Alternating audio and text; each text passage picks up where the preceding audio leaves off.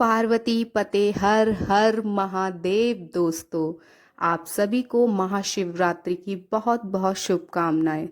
आज के ही दिन पार्वती माता जी और शिव भगवान जी का विवाह हुआ था।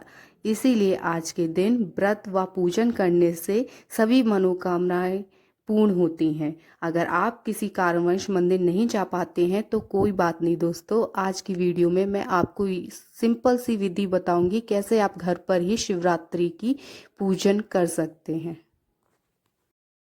पूजन के लिए सबसे पहले चौकी ले लीजिए। चौकी पर एक आसन बिछा लीजिए। फिर जिस पात्र में आप शिवलिंग का अभिषेक कराएंगे वो पात्र ले लीजिए। पात्र में सबसे पहले हल्दी से स्वास्तिक बना लीजिए। स्वास्तिक बनाने के बाद आप इस स्वास्तिक पर अपनी शिवलिंग को स्थापित करके अभिषेक कराएं। अभिषेक कराने के लिए हमें 5 चीजों की जरूरत पड़ेगी। 5 चीजों से हम अभिषेक कराएंगे। सबसे पहले दही ले लिया है। दही के बाद हमने देसी घी लिया है। देसी घी के बाद मिश्री। मिश्री के बाद हमने जल ले लिया है, गंगा जल। अगर आपके पास कच्चा दूध है तो आप कच्चा दूध ले लीजिए, हमारे पास था नहीं। फिर लास्ट में हमने शुद्ध पानी में गंगा जल मिक्स करके उससे अभिषेक करा दिया है। फिर भोले बाबा के परिवार का भी हम उन्हीं सेम 5 चीजों से अभिषेक कराएंगे। हमने पार्वती जी, नंदी जी और गणेश जी को उसी बर्तन में बैठा दिया है और उनका अभिषेक करा देंगे। दोस्तों ध्यान दीजिए, जब भी आप भोले बाबा का अभिषेक करा रहे हैं तो या तो उस अभिषेक किए हुए जल को प्रसाद के रूप में ग्रहण कर लीजिए, या फिर आप किसी पौधे में अगर जल के रूप में चढ़ाना चाहते हैं तो आप ध्यान दीजिए कि आप तुलसी के पौधे में ना चढ़ाएं, क्योंकि आप सभी को पता ही होगा कि तुलसी का यूज हम शिव भगवान की पूजा में नहीं करते हैं। इसीलिए इस जल को या तो प्रसाद के रूप में आप ग्रहण कर लीजिए या फिर किसी पौधे में चढ़ा दीजिए, लेकिन तुलसी के पौधे में आप ना चढ़ाएं। फिर हमने चौकी पर थोड़े से फूल लेके उनको सजा दिया है। चौकी पर फूलों को चढ़ाने के बाद हमने एक पटे को बीच में रख दिया है। उस पटे पे एक चुनरी बिछा दी है।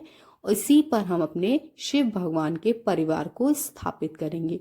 शिवलिंग के ठीक सामने हमने नंदी जी को बैठा दिया है और साइड में पार्वती जी, गणेश जी को।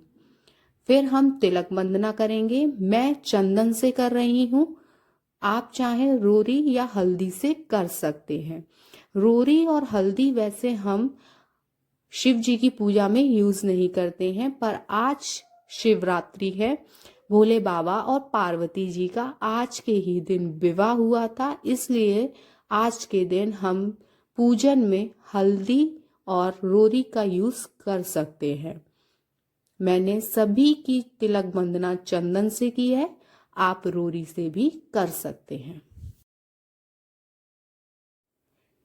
तिलक वंदना करने के बाद हम आपको आज बताएंगे कि महाशिवरात्रि के दिन क्या क्या चीजें हम शिव जी को आज अर्पित करेंगे, क्या क्या महत्वपूर्ण होता है। सबसे पहले हम फूलों को अपने भोलेनाथ पर चढ़ाएंगे। फूलों को चढ़ाने के बाद धतूरे का फल बहुत महत्वपूर्ण होता है। दोस्तों आप देख सकते हैं धतूरे का फल हमने चढ़ाया है।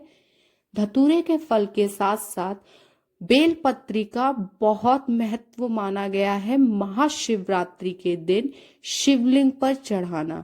तो दोस्तों बेलपत्री को जरूर आज के दिन भोलेनाथ पर चढ़ाएं।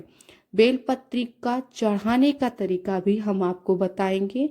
सबसे पहले आप बेलपत्री को शुद्ध साफ पानी से धुल लीजिए।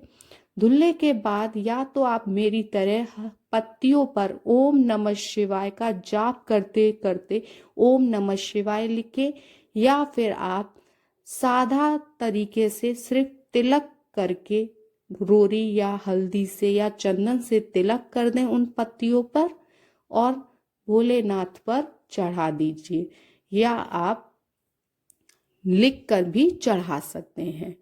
पत्ती या तो आप 5 चढ़ाएं या 11 या 21, यथाशक्ति आप जितनी चढ़ा सकते हैं आप उतनी चढ़ाएं। बेल पत्रियों को आज के दिन भोलेनाथ पर अवश्य चढ़ाएं। धतूरे का फल और बेल पत्री आज की पूजा में बहुत महत्वपूर्ण होती है। भोग में आप फल चढ़ा सकते हैं।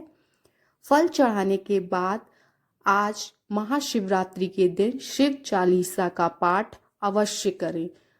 शिव भगवान की पूजा में आपको शिव चालीसा का पाठ अवश्य करना चाहिए।